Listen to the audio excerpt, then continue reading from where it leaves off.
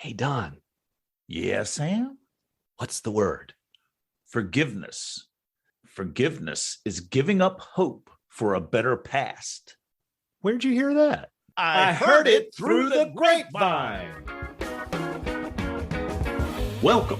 It's the AA Grapevine half-hour variety hour, featuring the collected voices of Alcoholics Anonymous. I'm Don, an alcoholic in Greensboro, North Carolina. Hey, Don. Hey, everybody. I'm Sam, an alcoholic in Palm Springs, California. We say Sam. How you doing, Donnie? It's all I good. got a question for you. Hmm? I'm going to do it in my old-timer voice. Okay, I'll answer in my old-timer voice. How do we categorize people's time in AA? Because, we do it a lot. We do. There's like newcomer and old timers and middle timers and with timers and long timers. Are there short timers? Time for timer. That's a Gen X reference. So, what do you think about all these titles? And are there some that we didn't throw out there? I think about short timer is the short timer I've got on my anger problem. I've been known to have a short timer. Well, it's useful to have categories in terms of just figuring out, like, who's going to be treasurer. I don't know that I want a brand newcomer to be the treasurer of my home group and be responsible for all the money. That's a really good, for a couple reasons. Maybe someone we don't even know yet.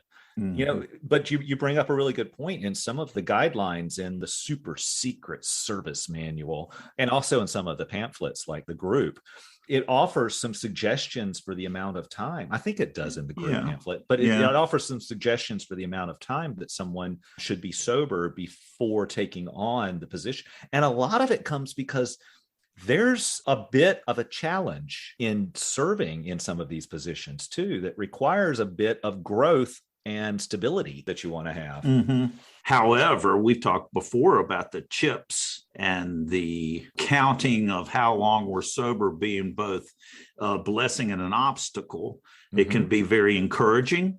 It was encouraging to me when I was new that to gather up the days and get a reward of getting a chip. When I got 30 days and oh boy, I'm going to get a 90-day chip. And on the other hand, for someone who's gone out and comes back in, it can be defeating to pick up a chip. That was my experience. So when I first got started, it was a series of 30-day chips that I was picking up. Start over chips and 30-day chip, start over chip and 30-day chip. And it really was defeating. But I respect an old timer in AA if they are exhibiting recovery. Bingo. Then I respect their experience in AA and I can look to it as a guide, I want a sponsor who has experience in AA. Agreed. So in those instances, to have an old timer or long timer, however you use it, you can respect somebody's experience. And obviously wisdom comes from experience. Provided this is someone who is demonstrating that they actually have what I want. Yeah. Because as so succinctly put by Philip, who was there for me when I started over, when I did my reset in 2012, he was someone who had gone through some relapses as well after having time. And he told me this one thing that stuck, and that is time is not a tool. The steps are the tool. The steps are the tools. Time is what you get from having worked this program and not drinking.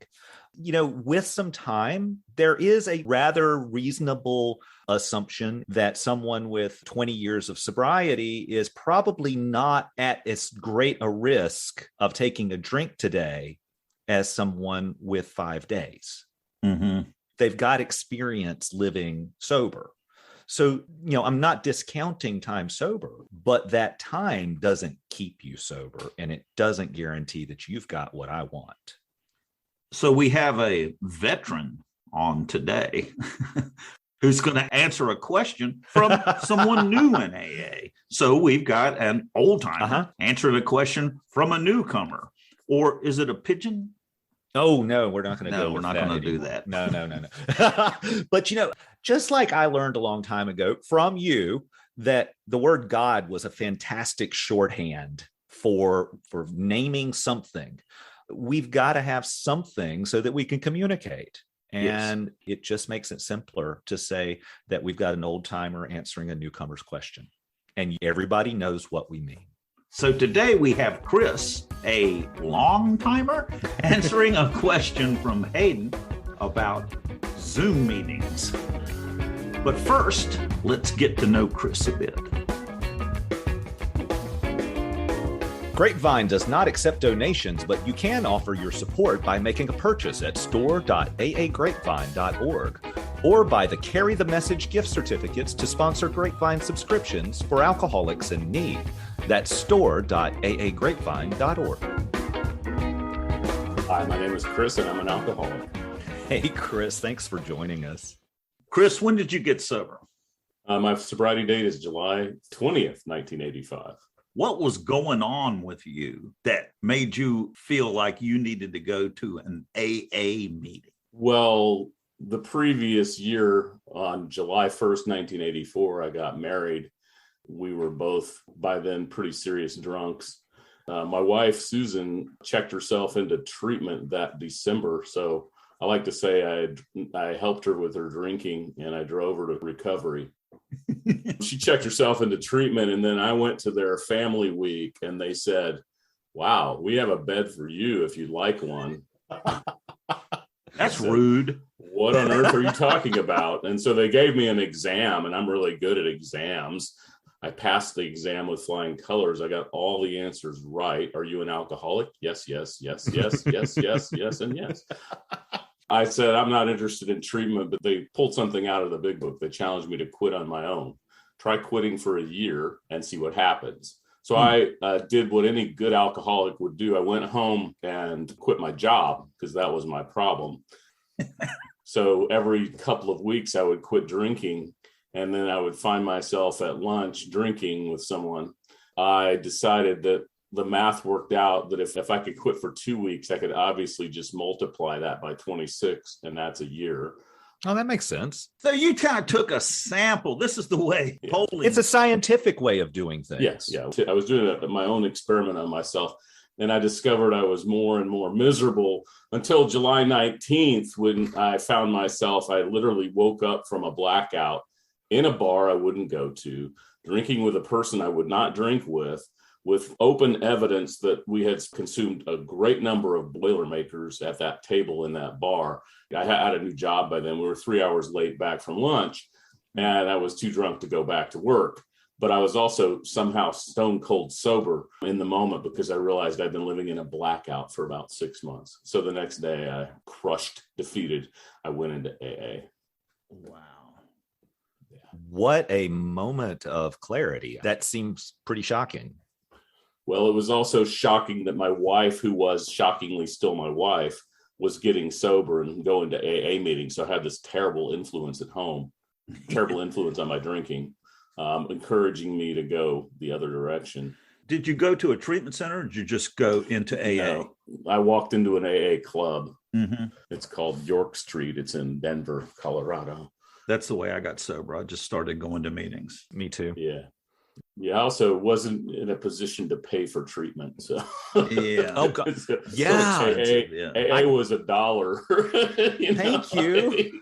I looked at treatment and I was no way I could afford it. I remember calling one of the local treatment centers, drunk, of course, and wanting some help, and it just wasn't going to happen. I think the treatment centers are good. I mean, I couldn't do it, but I can see the value in taking you out of your life.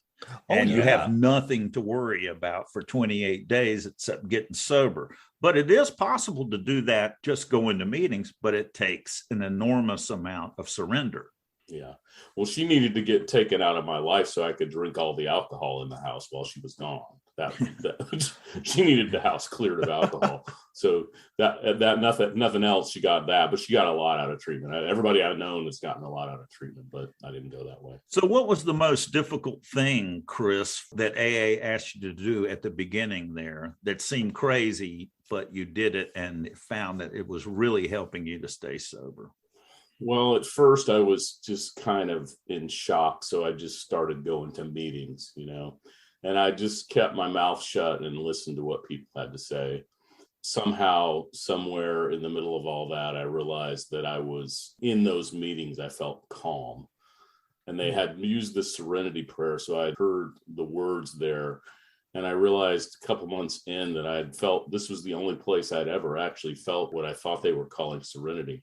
So at that point, after the shock and after the first experience of serenity, I was willing to do whatever they said, because I could see whatever it was they were doing, it was working. The hardest thing for me was the God thing, honestly. I had grown up with a sort of force-fed religion. I had no desire to go the religious route.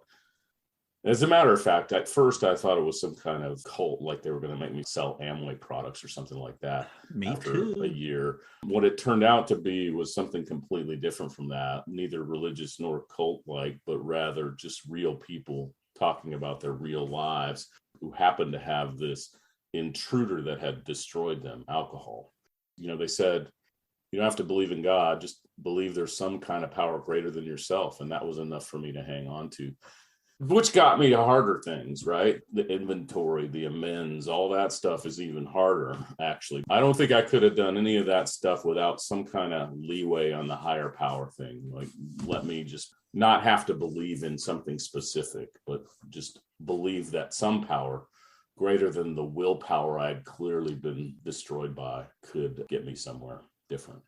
That freedom is crucial to this program, I think. If that had not been in place, that would have been an obstacle that I would not have surmounted, I don't think. Yeah, me neither. Well, it's the opening. And really, in AA, it seems to me that a higher power can be anything that's, as long as it's not me, something outside of myself. Bingo. Because self-will, I proved, doesn't work to stay sober.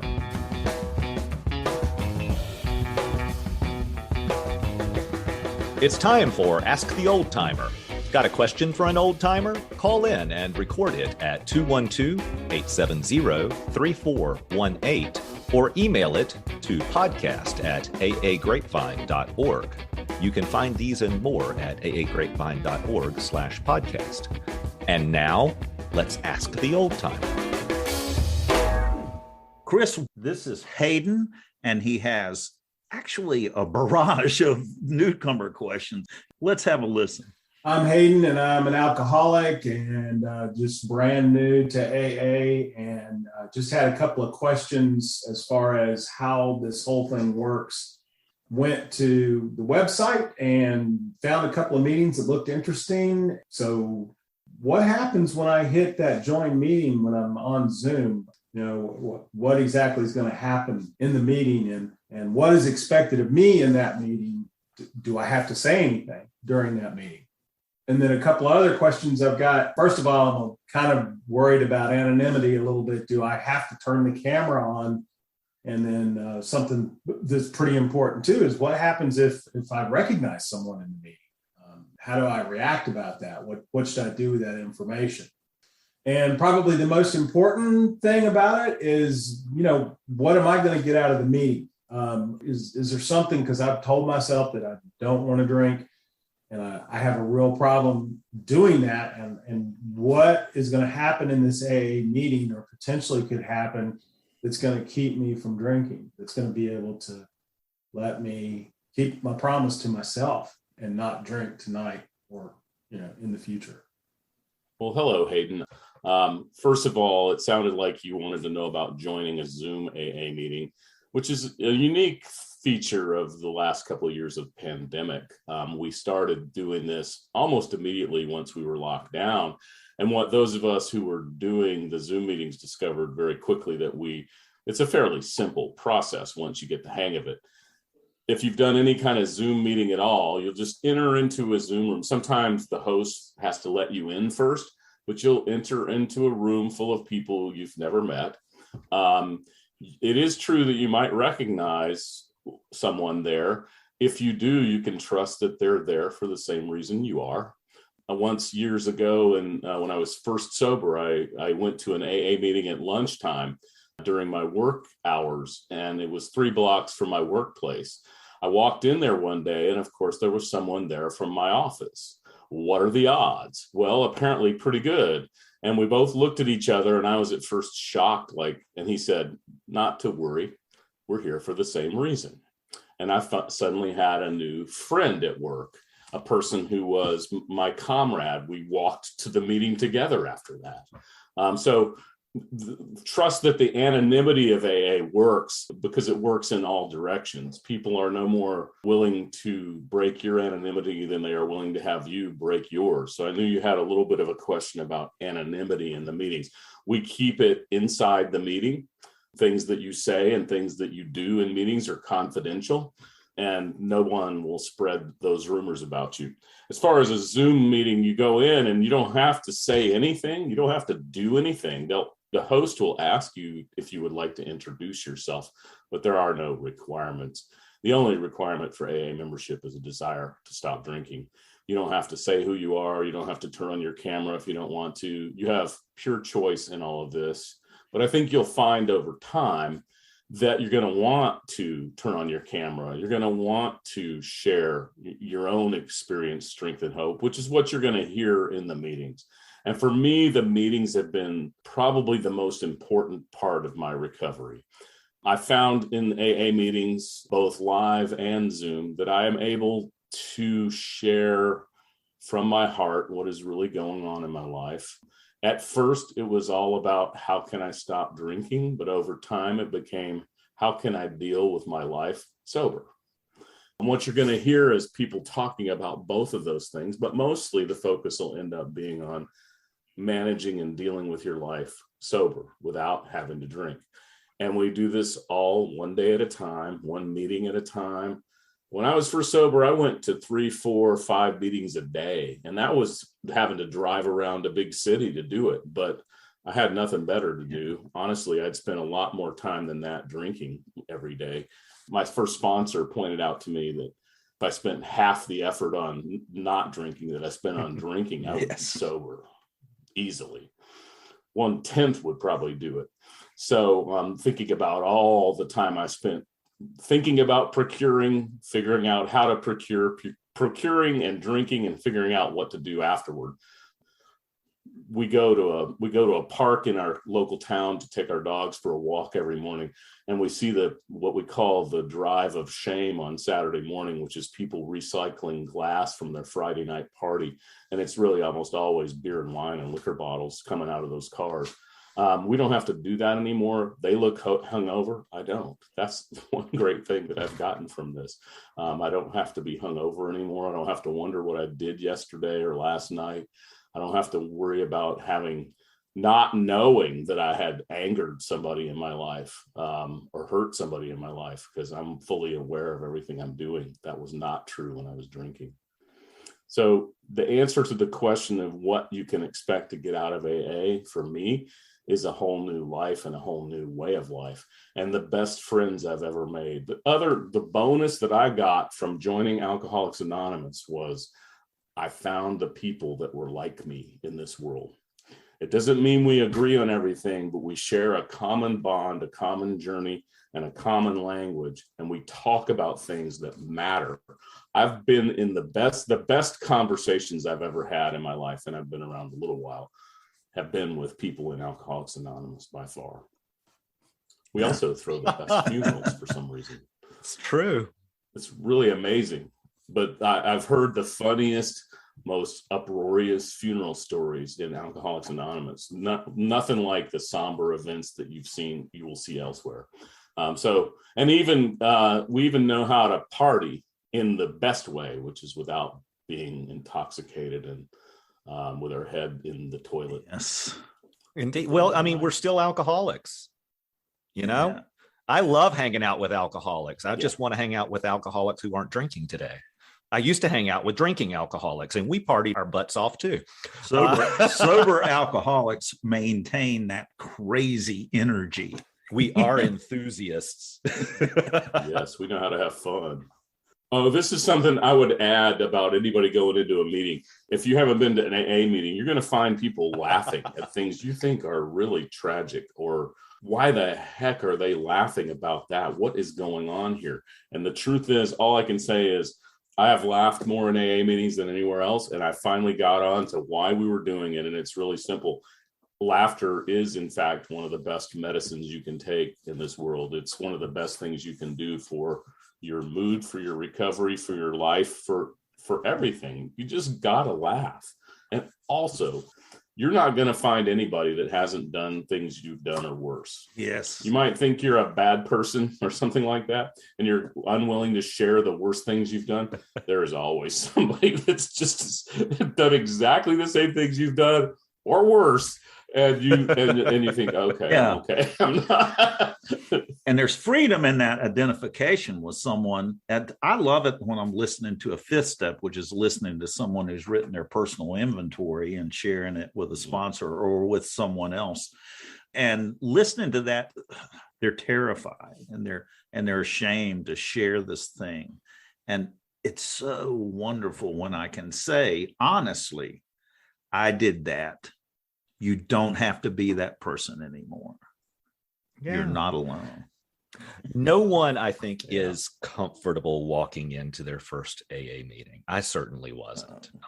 Don, how is it you put it? We're the largest organization in the world of people who never wanted to belong to it. None of us wants to do this when we're walking in, but it gets easier, and it gets easier quickly. As soon as I stopped running out of the meeting and actually started to get to know some people, it got so much easier because I became a part of this group of people who were trying to live the way that would work. And that way was open to me too. I was terrified to go to my first meeting. Now I cannot wait to go to a meeting. I love going to meetings. So there's a difference there, right? How long do I have to go to meetings? Until you want to. I want to talk a little bit about anonymity because it's a confusing topic for people. Even in AA, it can be confusing. And where it's mentioned, let me get the tradition. Where it's mentioned is tradition 12. Anonymity is the spiritual foundation of all our traditions, ever reminding us to place principles before personalities.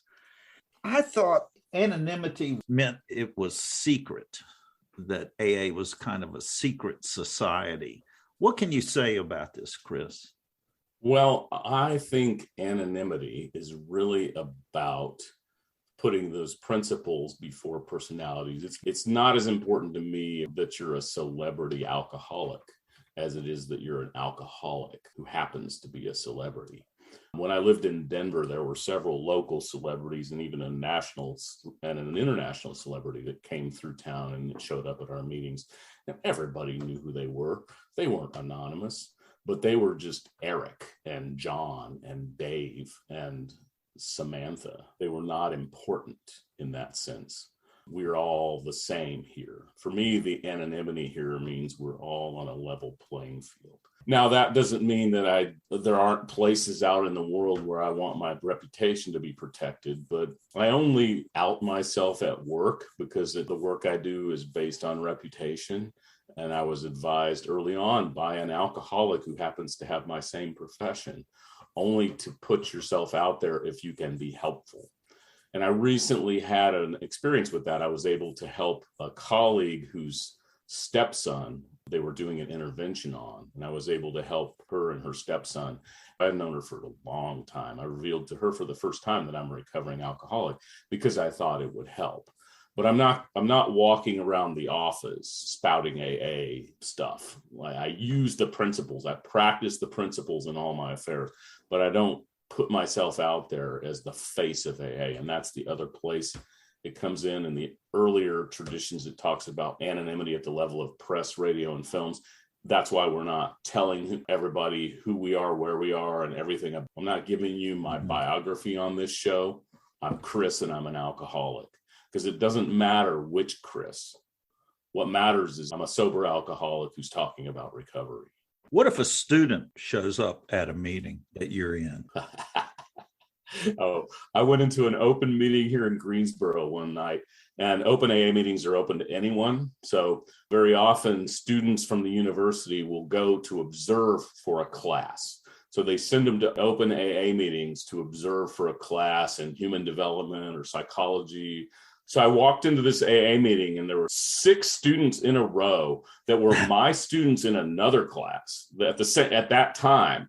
And they're like, Dr. P, what are you doing here? And I say, probably not the same thing you're doing here. They go, well, we're here to observe for a class. I said, well, you're here to observe me and all my friends. I hope you enjoy. And they're like, they looked at me with a little bit of shock, and then they went, oh, okay. And then after the meeting, they came up to me and they said, wow, this is really cool. This is after you've been sober for a long time. You know, if that had happened to me early in sobriety, I would have been really shaken. Well, and that's the purpose of having the 2 different types of meetings. I mean, there's many other types, but they all have one characteristic of being either open or closed. And as Chris said, open meetings are available for anyone who wants to learn some more about Alcoholics Anonymous. But a closed meeting is specifically for people who have a desire to stop drinking. Right. I knew walking in that there was a possibility that there would be somebody I would know that wasn't an alcoholic. There is always that possibility in an open meeting. If you're in a closed meeting, a different story. Coming in new, I was much more sensitive to it. In fact, I remember going to a church where I had information that there was a meeting there, and I didn't know what door to walk in. There were lots of doors into this building. I had no idea where it was. And as I got out of the car, I'm going, oh no, I'm going to have to ask someone where this Alcoholics Anonymous meeting is. And then they're going to know that I'm an alcoholic. And I was like really worried about it. Now I freely will say that I'm an alcoholic to just about anyone because I am comfortable with it. And my drinking career, I don't look at that as who I am anymore. So it changes over time the longer you're sober. It does. But I also remember walking into those meetings in the beginning, lots of people knew that I had a problem with my drinking. I had a concern that people would know that I was trying to do something about it. Yes, I know, me too. That's funny. Just a clue for new people, at least now that you can't smoke inside. If you're looking for an AA meeting at a church, just look for the cluster of smokers standing outside. Chances are good they're alcoholics and they're waiting to go into the meeting at the last minute. There you go. Chris, thanks so much for being on and answering the question. Chris, it's great to see you. Thank you. Oh, man.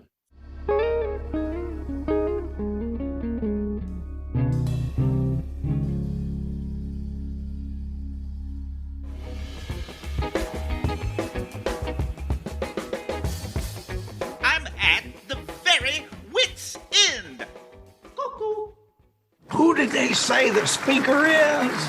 Some young new guy to the area. Never heard him before.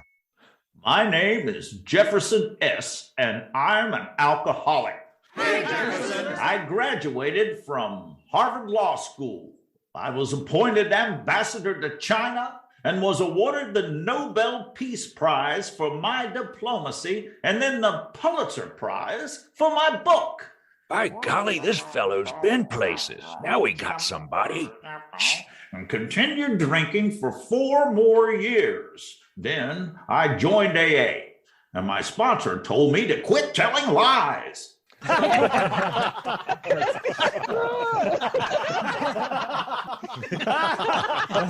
It's really not that funny.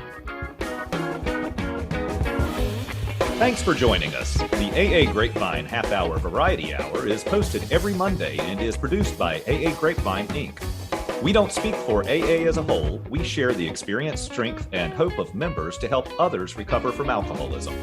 Podcast info, including how to call in, is at aagrapevine.org/podcast. Find AA Grapevine on Instagram and the AA Grapevine channel on YouTube. All things Grapevine are available at aagrapevine.org.